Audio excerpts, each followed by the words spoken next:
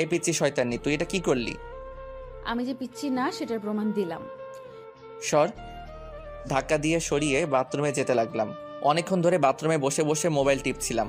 পিচ্চিটার সামনে যেতে ইচ্ছা করছে না, অনেক রাগ হচ্ছে পিচ্চিটার উপর। এইটুকু পিচ্চি একটা আমাকে কিস করছে, এটা ভাবতেই সারা শরীর জ্বলছে। আব্বুর ভয়ে পিচ্চিটাকে কিছু বলতেও পারছি না। বাথরুমের বাইরে থেকে পিচ্চিটার ডাক শুনলাম। এই যে এতক্ষণ ধরে বাথরুমে কি করছো? বেরিয়ে আসছো না কেন? বাথরুমেই ঘুমিয়ে পড়লে নাকি? আমি কোনো উত্তর না দিয়ে মোবাইল টিপছি। কিছুক্ষণ থেমে পিচ্চিটা আবার ডাকতে লাগলো। এই যে শুনছো, বেরিয়ে আসো না প্লিজ, আমার একা একা ভয় লাগছে। আমি মনে মনে বললাম, তোর ভয় লাগছে তো আমি কি করব? কোলে নিয়ে নাচবো নাকি, পিচ্চি শয়তানি একটা। এবার পিচ্চিটা বাথরুমের দরজাটা জোরে ধাক্কা দিতে লাগলো। দরজা খুলছো না কেন? প্লিজ দরজাটা খুলো। এবার পিচ্চিটা নিজেকে নিজেই প্রশ্ন করলো।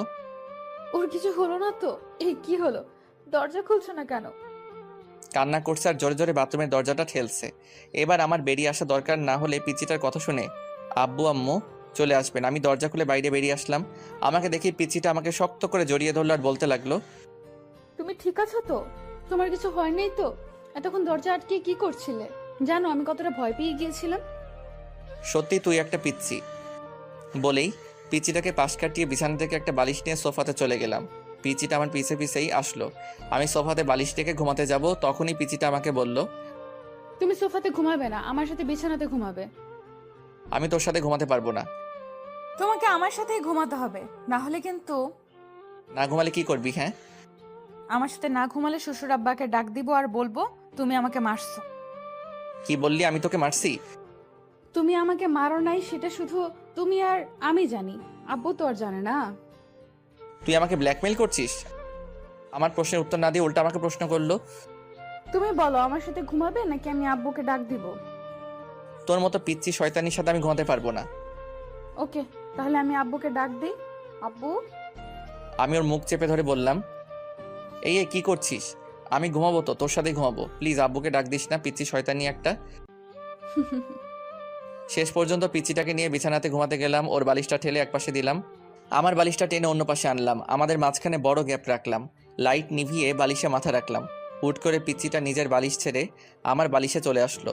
সোজা আমার বুকে মাথা রেখে দুই হাত দিয়ে আমাকে জড়িয়ে ধরলো। আমি সাথে সাথে ওকে আমার থেকে ছাড়িয়ে নিলাম। বললাম, এই পিচ্চি কি করছিস? তোর বালিশে গিয়ে ঘুমা। না, আমি তোমার বুকেই ঘুমাবো। তোর বালিশে গিয়ে ঘুমা বলছি। পিচ্চিটা উল্টা আমাকে ধমক দিয়ে বলল, আমাকে তোমার বুকে ঘুমাতে দিবা নাকি আমার শ্বশুর আব্বাকে ডাক দিব? আব্বু। এই পিচ্চি শয়তান্নি, কথায় কথায় আব্বুকে ডাক দিস কেন? অতঃপর বাধ্য হয়ে পিচ্চিটাকে বুকে নিয়ে ঘুমালাম। সকালে ঘুম থেকে উঠে মেয়েটার কাণ্ড দেখে আমি অবাক হয়ে গেলাম। পিচ্চিটার একটা পা আমার পেটের উপর আর আমার মাথাকে নিজের বুকে শক্ত করে জড়িয়ে আমাকে কোলবালিশ বানিয়ে ঘুমিয়ে আছে। আমি পিচ্চিটার বাহু থেকে নিজেকে ছাড়ানোর চেষ্টা করছি, কিন্তু পিচ্চিটা আমাকে ছাড়ছেই না, আরো শক্ত করে আমাকে জড়িয়ে ধরছে। তার মানে পিচ্চিটা এখন জেগেই আছে। আমি বললাম, এই পিচ্চি আমাকে ছাড় বলছি। পিচ্চিটা আমাকে ছাড়ছেই না। আমি এবার জোর করে পিচ্চিটার থেকে ছুটে আসলাম। ফ্রেশ হয়ে রুমে এসে দেখি পিচ্চিটা নাই, হয়তো উঠে নিচে চলে গেছে। আমি রেডি হয়ে নিচে খাবার টেবিলে চলে আসলাম। সবাই একসাথে নাস্তা করছি। আব্বু বললেন, নিয়ান, তুই কোথাও বের হবি নাকি? জি আব্বু, বন্ধুদের সাথে একটু দেখা করতে যাব। বৌমাকে সাথে করে নিয়ে যা, একটা ভালো কলেজে ভর্তি করিয়ে দিস। আব্বু, তার চেয়ে বরং ওকে ওর বাড়িতে পাঠিয়ে দাও, দিয়া ওর বাড়ি থেকে পড়াশোনা করুক। পিচ্চিটার হাসি মুখ মলিন হয়ে গেল। আব্বু বললেন, দিয়া এখন আমাদের বাড়ির বউ, আমাদের বাড়ি থেকেই পড়াশোনা করবে। তোকে আমি যেটা বলছি তুই সেটা কর। আচ্ছা আব্বু। পিচিটার মুখে হাসি ফুটে উঠলো। আমি বাইক নিয়ে পিচিটার জন্য বাইরে দাঁড়িয়ে আছি, কিন্তু এখনো আসছে না কেন? সেই কখন রেডি হতে গিয়েছিল। কিছুক্ষণ পর পিচিটা বেরিয়ে আসলো। আমি পিচিটাকে দেখে হা করে তাকিয়ে রইলাম। পিচিটাকে সাদা একটা পরি লাগছে। পিচিটা একটা সাদা জামা পরে বের হয়ে আসলো। ঠোঁটে লাল লিপস্টিক, চোখে গাঢ় করে কাজল, মুখে কোনো মেকআপ নাই। মেকআপ ছাড়াই পিচিটাকে এক কথায় অসাধারণ লাগছে।